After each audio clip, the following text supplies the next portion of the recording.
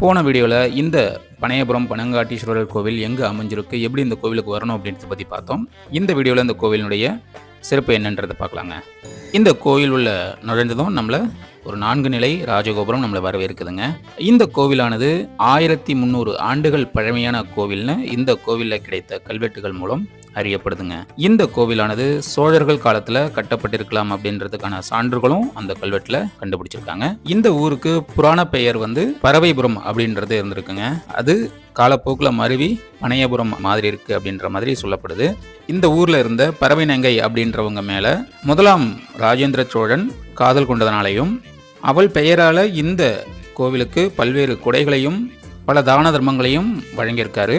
இந்த பறவை நங்கையினுடைய பெயர் நினைவாக தான் இந்த இடத்திற்கு பறவைபுரம் அப்படின்ற மாதிரி பேர் இருந்ததா சொல்லப்படுதுங்க. இந்த கோவிலினுடைய மூலவர் பனங்காட்டீஸ்வரர், தாயார் சத்யாம்பிகை, தலவிருட்சம் பனைமரங்க. இந்த மூலவருக்கு நேத்ரோதாரகேஸ்வரர் அப்படின்ற இன்னொரு பேரும் இருக்கு. அதற்கு அர்த்தம் என்னன்னா கண் பார்வையை காப்பவர் அப்படின்னு சொல்லப்படுதுங்க. அந்த நேத்ரோதாரகேஸ்வரர் சுவாமி அப்படின்ற திருப்பெயருக்கு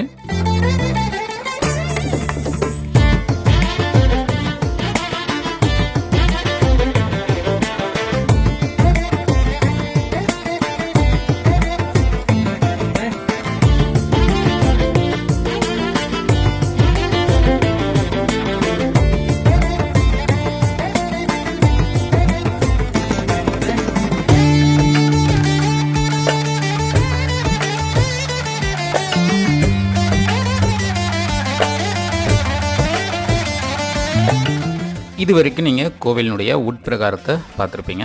இப்போ கோவிலினுடைய வெளிப்பிரகாரத்தை சுற்றி பார்க்கலாம் வாங்க. இந்த இடத்துல விநாயகருக்கு ஒரு தனி சன்னதி இருக்குங்க.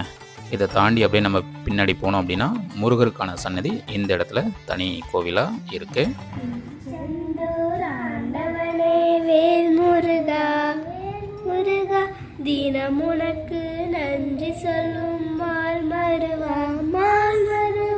இந்த கோவிலின் தலவிருட்சமான பனைமரங்கள் இந்த இடத்துல வச்சிருக்காங்க.